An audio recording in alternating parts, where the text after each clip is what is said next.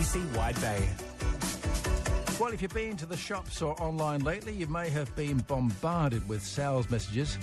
Those could certainly ramp up from tomorrow, which is Black Friday. That Black Friday kind of starts a bit early now, doesn't it? Well, it's the whole of November. But anyway, officially, Black Friday is tomorrow.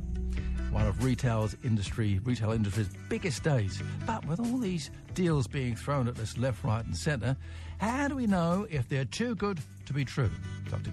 Kewalramani is from Cyber Ethos, and Dr. KK is with us now. Dr. KK, good morning. Good morning, Dr. KK. That's really good. Good morning to your listeners as well. Nice to have you there.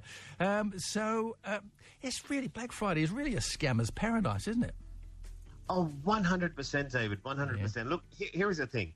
Black Friday, as you said, it's massive. And it's massive this year as well. I'm not too sure if your listeners know. Australians are actually expected to spend about $6.8 billion over the weekend alone. That is ridiculous. It is. Incredible. Wow. And look, scammers know this as well. And interestingly enough, because it is a scammer's paradise around this week, as you said, in the whole month of November and leading into December, in the first 9 months of this year, people in Australia have already lost over $260 million into scams. Online shopping scams alone have costed about $8.5 million. So you're absolutely right. The risks are there. Yeah. Let me walk you through the biggest risks so that your listeners know what to do about it. That would be great. And then I will tell you how your listeners can protect themselves and avoid these scams. Fantastic. Right? Walk us through, Dr. KK. Okay. All right. So the first one, the biggest one that we are seeing this year is what's called a fake online shop, also called as ghost stores. Right. So they are online stores, but they are fake websites. They look completely real, though. Mm-hmm. They pretend to be Australian businesses. They use stolen photos. They offer huge discounts to draw people in.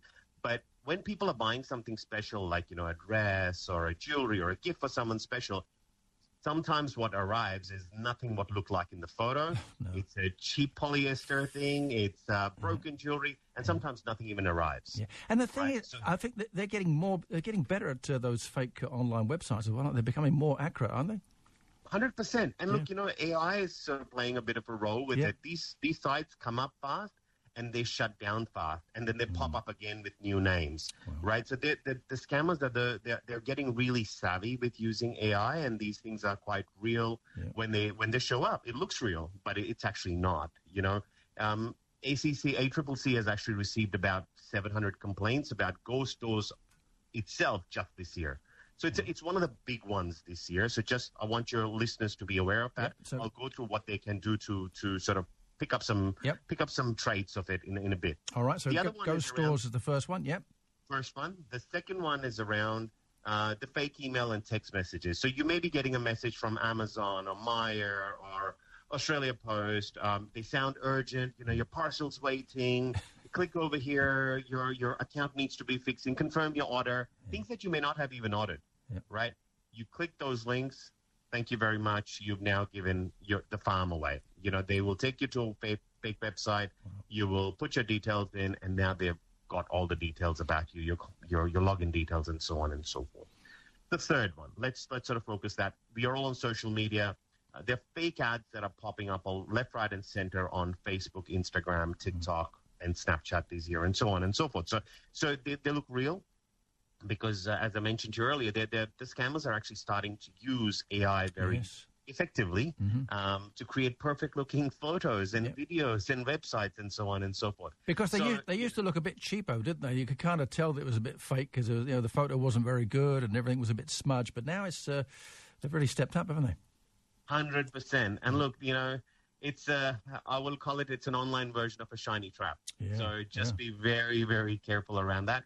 The fourth one, fake sales and tricky discounts over there are starting to sneak up as well. So, with the Black Friday, you will see websites, especially those that are, some of them are fake ones as well. They would have a countdown clock pressuring you in to make a purchase now. There's only one left of this particular good that you really, really want. And, just be mindful of those things. I'm not saying that all of them are fake, but just before you press the buy now, just do some due diligence, and I'll talk a little bit about that. Yep. And then the last one I would say, there are fake delivery or refund scams that are also starting to come up. What do I mean by that?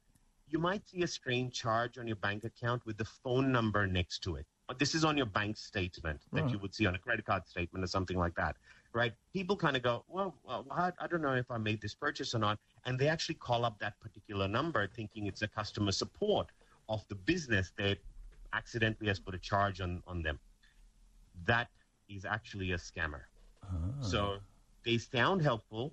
They act professional while they're trying to fix what they, could have been an accidental charge on a credit card. But at the moment, they're getting all that information from you, your personal information, and so on and so forth.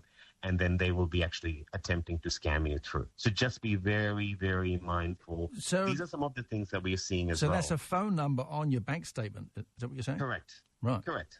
So it'll be having a charge, and it'll have a phone number on your bank statement. So instead of saying you made a purchase at Woolworths or Coles or whatever it is, it'll have a number over there. Okay. Well, let's go through how to deal with it then. So first of all, with the ghost stores, the fake stores that are getting much more accurate these days, how do we spot that it's a fake?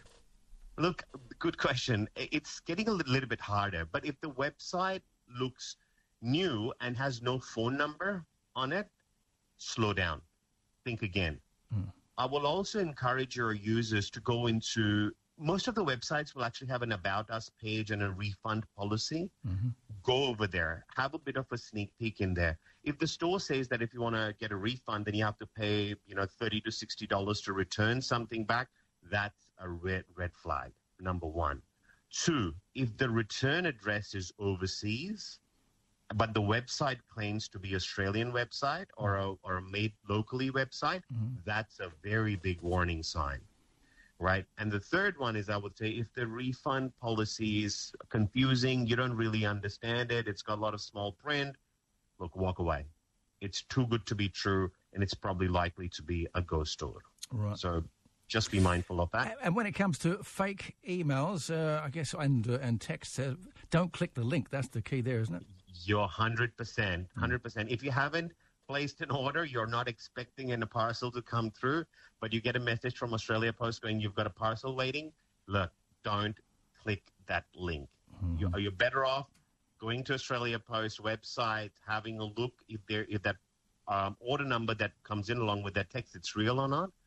Use the official website rather than the link that comes through to you over your phone or your email. Yep. Right. So just be very mindful of that. The other one that I would say is, avoid, if you can, buying straight from the social media ads. If you see something that's pop up on your social media and it looks really, really good, it's a good deal for you to go to the official website. They're starting to get really, really, really, really good and polished when it comes to the social media advertising. So just finally, Dr. KK, if you think you have been scammed, what's the first step? Look, first thing will be for you to call up ScamWatch. The first thing will be for you to call your bank. If you've got a charge that you don't understand, you've been scammed, call up your bank.